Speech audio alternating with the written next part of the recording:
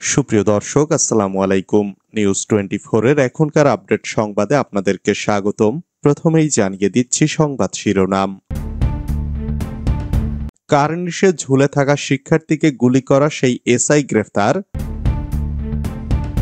সাবেক অর্থমন্ত্রী কিবরিয়া হত্যার ২০ বছর, কিলিং মিশনে টাকা দেন সালমান এফ রহমান, জড়িত ছিলেন আরও ৩ এমপির দাবি ডক্টর রেজা কিবরিয়ার। সাতক্ষীরায় বিএনপির দুপক্ষের পাল্টাপাল্টি সমাবেশ, ১৪৪ ধারা জারি। আল জাজিরার বিশ্লেষণ, রাজনীতিতে আওয়ামী লীগের প্রত্যাবর্তন সুদূর পরাহত। লন্ডনে যেভাবে সময় কাটছে খালেদা জিয়ার। এতক্ষণ শুনছিলেন সংবাদ শিরোনাম। পুরো খবর পেতে ভিডিওটি শেষ পর্যন্ত দেখুন। সর্বশেষ সংবাদ পেতে চ্যানেলটি সাবস্ক্রাইব করুন। এবার বিস্তারিত। কার্নিশে ঝুলে থাকা শিক্ষার্থীকে গুলি করা সেই এসআই গ্রেফতার। জুলাইয়ে ছাত্র জনতার আন্দোলনে রাজধানীর রামপুরা একটি ভবনের ছাদের কার্নিশে ঝুলে থাকা শিক্ষার্থীকে গুলি করার ঘটনায় আলোচিত পুলিশের উপপরিদর্শক চঞ্চল চন্দ্র সরকারকে গ্রেফতার করা হয়েছে। এসআই চঞ্চল সরকারকে গ্রেফতারের বিষয়টি নিশ্চিত করেন দীঘিনালা থানার ভারপ্রাপ্ত কর্মকর্তা মোহাম্মদ জাকারিয়া। ওসি বলেন, রোববার রাতে এসআই চঞ্চল চন্দ্র সরকারকে খাগড়াছড়ির দীঘিনালা থানা থেকে গ্রেপ্তার করে আন্তর্জাতিক অপরাধ ট্রাইব্যুনাল। এ সময় সঙ্গে ছিল ঢাকা থেকে আসা পুলিশের একটি বিশেষ ইউনিট। তিনি বলেন, আন্তর্জাতিক অপরাধ ট্রাইব্যুনালের সহকারী অ্যাটর্নি জেনারেল তানভীর হাসান জোহার নেতৃত্বে রাতে থানা থেকে চঞ্চল সরকারকে গ্রেফতার করা হয়। সেদিন চঞ্চল ঘটনাস্থলে উপস্থিত থাকলেও ফায়ার করার বিষয়টি স্বীকার করেনি। গ্রেফতারের পর পুলিশি পাহারায় চঞ্চলকে ঢাকায় নিয়ে যাওয়া হচ্ছে। ওসি আরো জানান, গত নভেম্বর মাসে খাগড়াছড়ির দীঘিনালা থানায় যোগদান করেছেন এসআই চঞ্চল চন্দ্র সরকার। সাবেক অর্থমন্ত্রী কিবরিয়া হত্যার ২০ বছর, কিলিং মিশনে টাকা দেন সালমান এফ রহমান। সাবেক অর্থমন্ত্রী শাহ এম এস কিবরিয়াকে হত্যার মিশনে জড়িত ছিলেন সাবেক প্রধানমন্ত্রী শেখ হাসিনার বেসরকারি শিল্প ও বিনিয়োগ বিষয়ক উপদেষ্টা সালমান এফ রহমান। শুধু তাই নয়, আওয়ামী লীগের ৩ জন গুরুত্বপূর্ণ সাবেক এমপি আবু জাহির, মজিদ খান এবং ডাক্তার মুশফিক চৌধুরীও ওই হত্যার মিশনে জড়িত ছিলেন। নিহত সাবেক মন্ত্রীর ছেলে ডক্টর রেজা কিবরিয়া এমন গুরুতর অভিযোগ করেছেন, গত ২৭ জানুয়ারি সাবেক অর্থমন্ত্রী শাহ এম এস কিবরিয়া হত্যার ২০ বছর, নারকীয় ওই হত্যার বিষয়ে প্রশ্ন করা হলে যুগান্তরকে এমন ভয়ানক তথ্য দিয়েছেন রেজা কিবরিয়া। সূত্র মতে, দফায় দফায় তদন্তের বেড়াজালে আটকে থাকা এই হত্যাকাণ্ডের বিচার এখনো আলোর মুখ দেখছে না। নানা জটিলতায় বিচার কার্যক্রম দীর্ঘসূত্রতায় পড়েছে। এ হত্যাকাণ্ডের সুষ্ঠু তদন্তই হয়নি বলে শুরু থেকে দাবি করে আসছে নিহতের পরিবার। তাদের অভিযোগ, একটি অসমাপ্ত তদন্তের মাধ্যমে বিচার করার চেষ্টা করেছিল আওয়ামী লীগ সরকার। এতে বাঁচানোর চেষ্টা করা হয়েছে প্রকৃত অপরাধীদের, এমন দাবি জানিয়েছেন তারা। এ অবস্থায় বিচার নিয়ে হতাশা থাকলেও এখন সুষ্ঠু তদন্তের মাধ্যমে বিচারটি আলোর মুখ দেখতে পারে বলে মনে করছেন নিহতের পরিবার ও স্থানীয়রা। সাতক্ষীরায় বিএনপির দুপক্ষের পাল্টাপাল্টি সমাবেশ, ১৪৪ ধারা জারি। সাতক্ষীরার কালীগঞ্জে বিএনপির পাল্টাপাল্টি মিছিল, সমাবেশ, হামলা ও ভাঙচুরের ঘটনায় ১৪৪ ধারা জারি করেছে উপজেলা প্রশাসন। সোমবার বিকালে দুপক্ষের পাল্টাপাল্টি কর্মসূচিতে আইনশৃঙ্খলা পরিস্থিতির অবনতি হলে উপজেলা নির্বাহী কর্মকর্তা অনুজা মণ্ডল ১৪৪ ধারা জারি করেন। এ সময় পুলিশ ও সেনাবাহিনীর সদস্যরা লাঠিচার্জ করলে পরিস্থিতি নিয়ন্ত্রণে আসে। জানা গেছে, গত সপ্তাহ জুড়ে বিভিন্ন ইউনিয়ন কমিটি গঠনকে কেন্দ্র করে বিএনপির দুপক্ষের মধ্যে উত্তেজনা বিরাজ করে আসছিল। কালীগঞ্জ উপজেলা বিএনপির আহ্বায়ক শেখ ইবাদুল ইসলাম ও সদস্য সচিব ডাক্তার মোহাম্মদ শফিকুল ইসলামের নেতৃত্বে তারালি এবং চাম্পাফুল ইউনিয়ন কমিটি গঠন করা হয়। কমিটিতে আওয়ামী ঘরানার লোক ঢুকানো হয়েছে এমন দাবি তুলে বিএনপির অপর গ্রুপ গত দুদিন ধরে বিক্ষোভ সমাবেশ করে আসছে। সোমবার বিএনপির আহ্বায়ক শেখ এবাদুল ইসলামের পক্ষের গ্রুপ আনন্দ মিছিলের ঘোষণা দেয়। এর প্রতিবাদে থানা বিএনপির অপর গ্রুপের আহ্বায়ক শেখ নুরুজ্জামান এবং সদস্য সচিব চেয়ারম্যান জাহাঙ্গীর আলমের নেতৃত্বে বিক্ষোভ সমাবেশ আহ্বান করে। বিকেল ৪টায় শেখ এবাদুল ইসলামের নেতৃত্বে একটি বিশাল শোভাযাত্রা কালীগঞ্জ শ্যামনগর মহাসড়ক হয়ে উত্তর কালীগঞ্জ প্রদক্ষিণ শেষে ফুলতলার গোল চত্বরে গিয়ে সমাবেশে মিলিত হয়।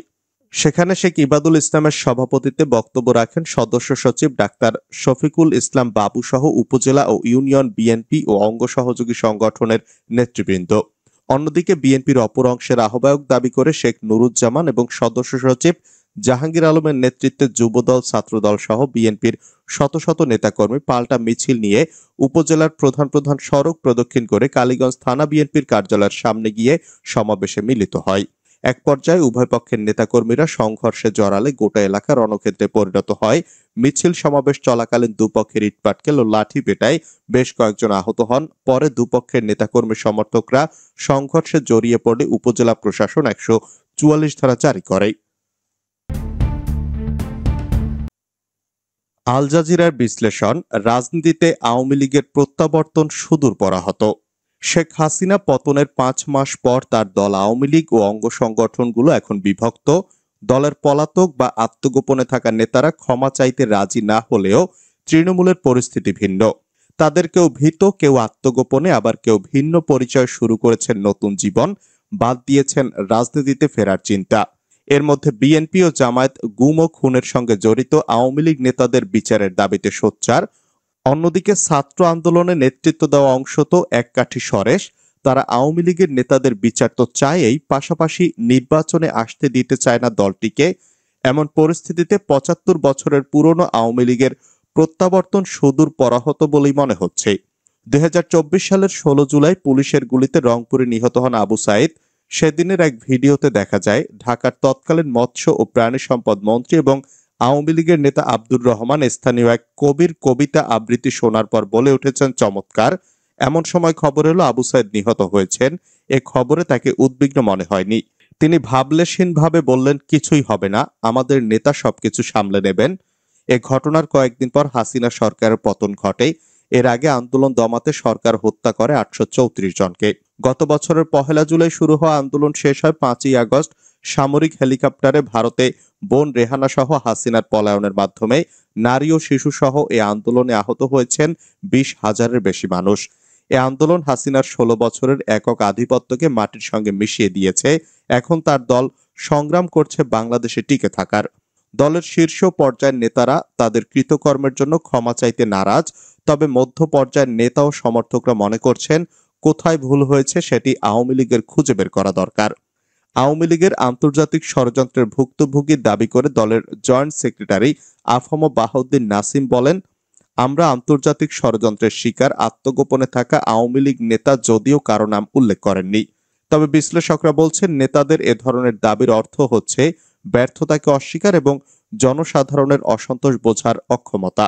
এদিকে গণ অভ্যুত্থানে খুনের ঘটনায় আওয়ামী লীগ ও অঙ্গ সংগঠনের তৃণমূলের অধিকাংশ নেতা আত্মগোপনে অথবা আইনি পরিণতির ভয়ে ভীত। তারা আওয়ামী লীগের রূপান্তর নিয়ে পরিতাপ করছেন। ছাত্রলীগের খুলনার এক শীর্ষ নেতা নাম প্রকাশ না করার শর্তে বলেন, যখন হাসিনার পালানোর নাটকীয় খবর টিভিতে দেখাচ্ছিল তখনও আমি আমার কর্মীদের নিয়ে খুলনার রাস্তায় ছিলাম। আমি আমার নেতা স্থানীয় এমপিকে কল দেওয়ার চেষ্টা করি, তখন দেখি তার মোবাইল বন্ধ। সেই মুহূর্তে আমি প্রতারিত বোধ করছিলাম। 2024 সালের 23 অক্টোবর অন্তর্বর্তী সরকার ছাত্রলীগকে নিষিদ্ধ করে। এরপর নিরাপদ জায়গায় যেতে ভয়ঙ্কর অভিজ্ঞতার মুখোমুখি হন ছাত্রলীগের এক সময়কার ক্ষমতাধর এ নেতা। প্রথমে তিনি পালিয়ে আশ্রয় নেন গোপালগঞ্জে, পরে মিথ্যা পরিচয় নিয়ে স্থায়ী হন ঢাকায়। তিনি বলেন, আমি আমার ফেসবুক অ্যাকাউন্ট, ফোন নম্বর সহ সবকিছুই বদলে ফেলেছি। ঢাকার ছোট্ট একটা ব্যবসা শুরু করেছি। দল আমাদের পুরোপুরি পরিত্যাগ করেছে। আমি কখনো আর রাজনীতিতে ফিরব না। দেশ জুড়ে আওয়ামী লীগ অঙ্গ সংগঠনের তৃণমূলের বহু নেতা এ ধরনের অনুভূতির কথা জানিয়েছেন। এমন পরিস্থিতিতে অনেকে একেবারে চুপ হয়ে গেছেন। তবে কৃষক লীগের সহ সম্পাদক সামিউল বশির সরব, তিনি বলেন, ত্যাগী নেতাদের বহুদিন থেকে উপেক্ষা করা হয়েছে। 2014 সাল থেকে সুবিধাবাদী ও স্থানীয় এমপিদের পরিবারের সদস্যরা তৃণমূলে প্রভাব বিস্তার করেছে, যার ফলে এ পরিণতি। চিকিৎসকদের আওয়ামী লীগ পন্থী সংগঠনের নাম প্রকাশে অনিচ্ছুক এক নেতা একই ধরনের হতাশার কথা বলেন। তিনি বলেন, আমাদের দল সিদ্ধান্ত নেওয়ার জন্য গোয়েন্দা প্রতিবেদনের উপর অত্যাধিক নির্ভরশীল হয়ে পড়েছিল। আমি অনেক শীর্ষ নেতাকে দেখেছি যে সিদ্ধান্ত কিভাবে নেওয়া হয় বা কারা তা নিচ্ছে তা সম্পর্কে তারা অবগত ছিলেন না। বিশেষজ্ঞরা বলছেন, গণতান্ত্রিক অনুশীলনের অভাবও দলটিকে বিশৃঙ্খলার মধ্যে ফেলেছে। জুলাই আন্দোলনে হত্যাকাণ্ড চালালেও আওয়ামী লীগ এখনো এজন্য আনুষ্ঠানিক ক্ষমা চায়নি। পরিবর্তে দলটি বারবার আন্দোলনকে প্রত্যাখ্যান করেছে। যেমন যুবলীগ তাদের 10 জানুয়ারির একটি প্রেস রিলিজে বলেছে, এটি একটি সন্ত্রাসী বিদ্রোহ যা দেশকে পাকিস্তানের আদর্শের দিকে ঠেলে দেওয়ার লক্ষ্যে সংগঠিত হয়। নাসিম আওয়ামী লীগের পতনের পেছনে বাংলাদেশ জামায়াত ইসলামের ছাত্র সংগঠন ইসলামী ছাত্র শিবিরকে দায়ী করেন। তিনি জানান, কোটা বিরোধী আন্দোলনের আড়ালে শিক্ষার্থীদের বিভ্রান্ত করার পেছনে ছিল ছাত্র শিবির। আওয়ামী লীগ আমলে জামায়াতের 5 শীর্ষ নেতা এবং প্রধান বিরোধী দল বিএনপির এক সিনিয়র নেতাকে যুদ্ধাপরাধের দায়ে মৃত্যুদণ্ড দেওয়া হয়েছিল। বিএনপি ও জামায়াত উভয়ই হাসিনা সরকারের অধীনে ব্যাপকভাবে গুম এবং বিচার বহির্ভূত হত্যাকাণ্ড সহ কঠোর দমন পীড়নের মুখোমুখি হয়। এ ব্যাপারে নাসিম জানান, তার দল কৌশলগত ভুল করেছে, কিন্তু এ ব্যর্থতার জন্য প্রাথমিকভাবে গোয়েন্দা ত্রুটিকে দায়ী করেন তিনি।